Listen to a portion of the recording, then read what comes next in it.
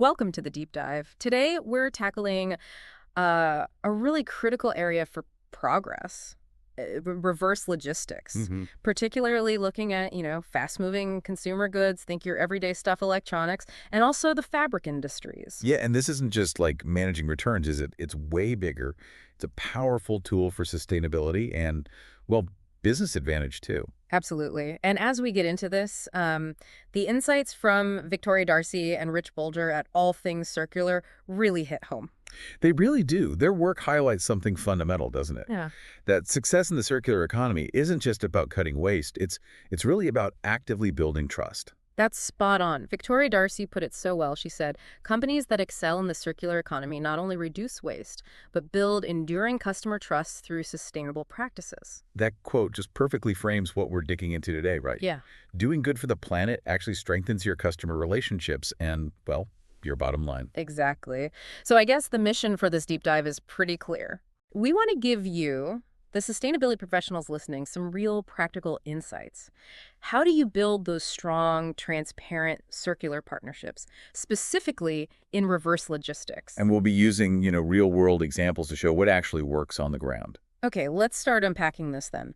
Why is trust?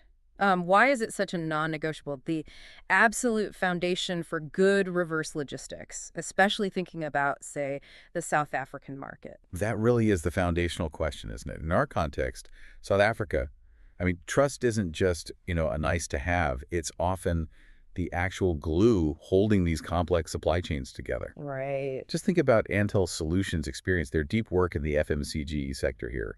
When a huge retailer like Pick and Pay, for example, trusts a partner with something as sensitive as managing product returns or even recalls. Yeah, this huge. That shows a massive level of confidence, right? They're essentially putting their brand reputation right there on the line. And it really strikes me thinking about Antel's journey with polystyrene recycling here in South Africa. They pioneered that. They did. It shows how that trust is something you earn, over time. It wasn't flashy marketing. Yeah. It was consistent, reliable work and just being open about how they do things.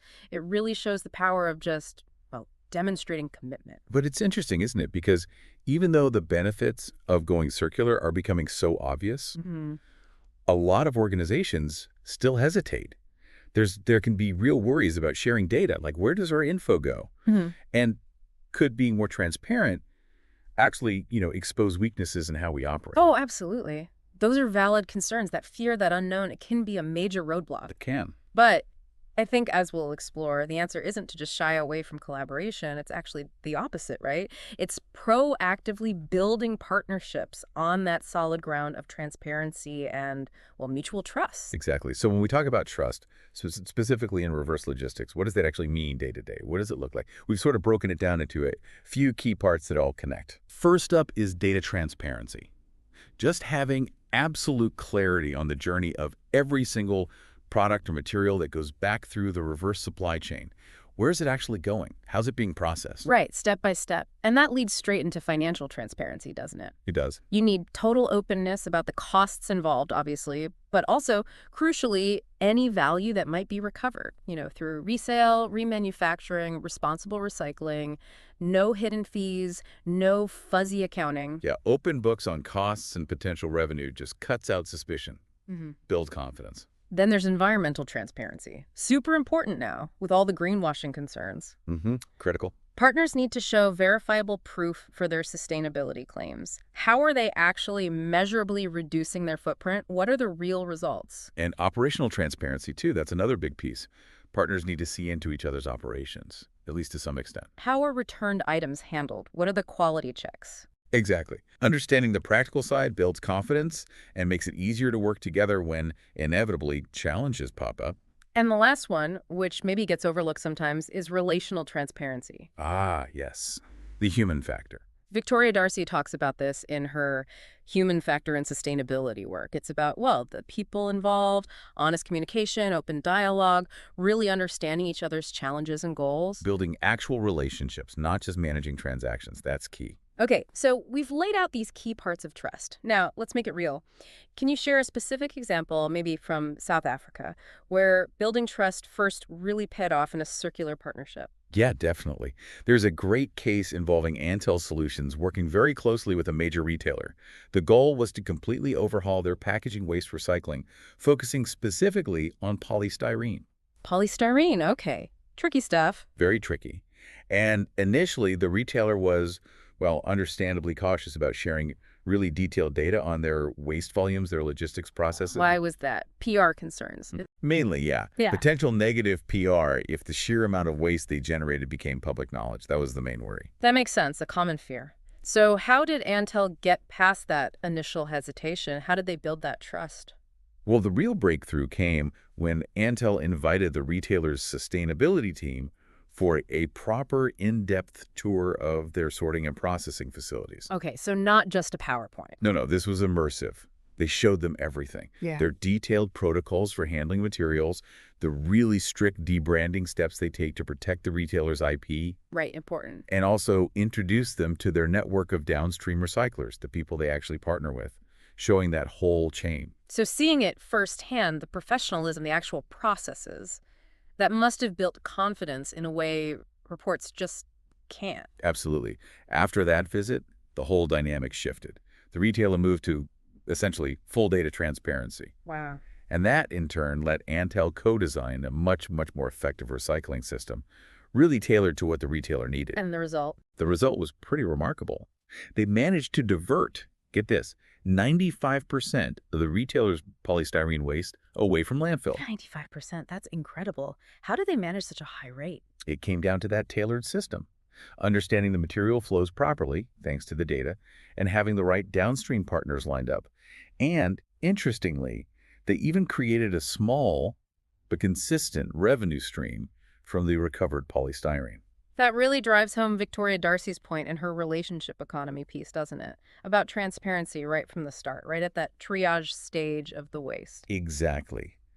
Understanding what you're dealing with up front unlocks those value recovery opportunities. Yeah. And the story doesn't end there. The long-term impact was significant too, because that initial trust was built so solidly on the polystyrene project.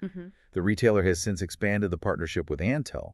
They're now tackling other difficult-to-recycle materials together. That's a fantastic example of the ripple effect, isn't it? Build that initial trust, prove the concept, and it opens doors for much more. It really shows the difference between just having a vendor who takes your waste versus a true partnership with shared goals, where both sides are invested in making it work long-term. The value created is just so much greater when you collaborate on finding the best circular solutions rather than just, processing waste transactionally. Definitely. Now, we should be realistic too. Building these kinds of trust-based partnerships isn't always easy sailing, is it? No, absolutely not. What are some of the typical bumps in the road that sustainability professionals might hit? Well, one we kind of touched on earlier is that potential clash of priorities inside an organization. Right. Sustainability team pushing for circularity, finance focused on cutting costs immediately. Exactly. Trying to square those different objectives can be really tough. And this is where that idea of purposeful communication, which Victoria Darcy champions, really comes in. It's crucial. Antel's circular value maps are a good practical example here. How do they work? They basically visualize how investing in, say, better sorting tech or stronger reverse logistics can actually lead to lower disposal costs down the line and create new revenue from recovered stuff. It helps show everyone how their goals can actually align. Ah, I see. Making the business case tangible across departments. Precisely. Another big challenge, especially relevant here in South Africa, can be the state of data systems in many companies. Old paper trails or systems that just don't talk to each other. Exactly. Relying on paper or fragmented digital systems makes getting that end-to-end transparency needed for reverse logistics really difficult. So technology integration is key then. It's vital. Things like Antel's mobile app, their business intelligence tools, they create a digital thread that tracks materials all the way through. That's powerful. But implementing that kind of tech might mean changing how clients work, right? Which can face resistance. It often does. And that requires what Victoria Darcy calls proactive leadership, meaning sometimes, as the expert partner, you have to have those tough conversations. You need to be upfront with clients. If their current processes just aren't going to cut it for achieving their circular goals, no sugarcoating. Right, being honest about limitations. Absolutely. And Darcy also advises being ready to pivot. Pivot. Yeah, if you just can't get that alignment, if you can't build that foundational trust, Despite trying hard, you might need to be prepared to step back from a partnership. That's a tough call. It is, but sometimes necessary to protect your own integrity and the principles of circularity. Okay. But on a more positive note, you mentioned working with smaller FMCG companies too. How did trust change their view? Oh, that was really rewarding. We worked with several SMEs who initially just saw reverse logistics as a pure cost, something they had to do for compliance. Just a burden. Pretty much. But by putting in place really clear, easy-to-understand reporting, showing them the environmental impact they were avoiding and the potential value they could get back, we saw this amazing shift. It went from being a cost center in their minds to actually a value-driving part of their core business strategy. That's a huge shift. So for the listeners today, the sustainability pros wanting to build these stronger, trust-based partnerships, what are some practical, concrete steps they can take right now? Okay, step one, absolutely crucial. Start with clear, shared objectives right from the very beginning. Work together with the potential partner. Yes. Hammer out exactly what success looks like for everyone involved. Is it specific waste reduction targets? Clear financial goals for value recovery? Operational efficiency gains? Get it all defined. And documented, I assume. Documented in detail. That sets the foundation. And I'd really stress making those objectives specific and measurable. Reduce waste isn't enough. You need numbers, targets, and ways to track progress. Totally agree. Okay, what's step two? Step two is investing in transparent systems and reporting. This could mean tracking tech to monitor material flows, Right. setting up regular reporting schedules everyone relies on, creating easy-to-use dashboards that actually give actionable insights for making decisions. So it's not just about collecting data, but turning it into intelligence that builds trust and drives improvement. Exactly. Transforming data into insights that demonstrate value. And step three? Step three is actively prioritizing the human relationship. Don't underestimate this. Make time for regular face-to-face meetings. Do site visits, go see their operation, have them see yours. Build connections between the actual operational teams on both sides. It comes back to Victoria Darcy's point, doesn't it? People are at the heart of making these systems work. They absolutely are. Technology helps, but it's the human connection, the understanding, the shared commitment that really cements trust long-term. Okay, so shared objectives, transparent systems, human relationships. What about the flip side? Any red flags to watch out for when looking at potential partners? Definitely. Be really wary if a potential partner seems reluctant to share data or give you visibility into their processes. Evasive. Yeah, evasiveness or just unwillingness to be open about how materials are handled or where they end up. That's a big warning sign. What else? Unsubstantiated sustainability claims. Big red flag. In this space, credibility comes from backing up your promises with real evidence and transparent reporting. If they can't or won't provide that, be cautious. Makes sense. Any others? And finally, watch out for partners who treat circularity like it's just another transaction, or maybe just a marketing angle. Not core to their business. Exactly. Rather than something embedded in their values and strategy, you need genuine, long-term commitment for these partnerships to really work and be trustworthy. Those are really useful points. It underlines that building trust isn't a one-off task. It needs constant effort, ongoing nurturing. It really does. Looking ahead, though, I have to say I'm genuinely optimistic about how the circular economy ecosystem is growing here in South Africa. You see progress. Definitely. When Antel started out, finding specialized partners was, well, much harder. Now we're seeing more and more expertise popping up in areas like advanced materials recovery, refurbishment, cool upcycling initiatives. And that specialization actually makes trust more important, doesn't it? It does, because you're not just dealing with one partner anymore. Yeah. You're often building these complex networks of different specialists. And those networks need strong, reliable relationships to function well. Absolutely. And Victoria Darcy makes another sharp point here. The metrics of business success are changing. How so? She says, tomorrow's leaders must focus on growing recurring revenue from multi-life cycle products. Circularity isn't a competitor, it's a business lever.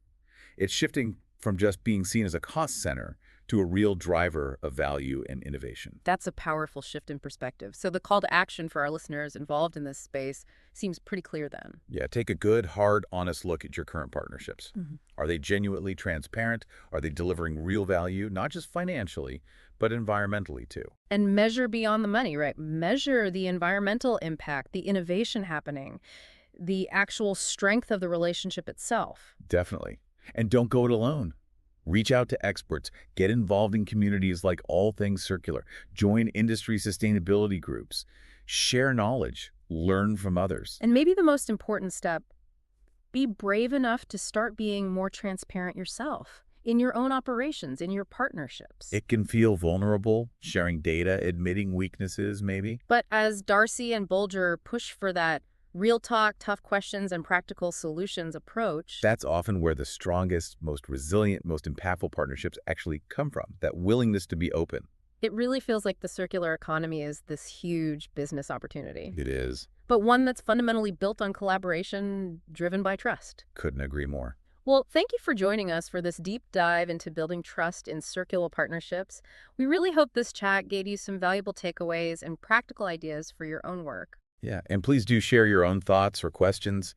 Any experiences you've had building these kinds of partnerships, we'd love to hear them. Your insights are really valuable. You can connect with the team at Antel Solutions, find out more about what they do on their website. That's antel.co.za, antel.co.za.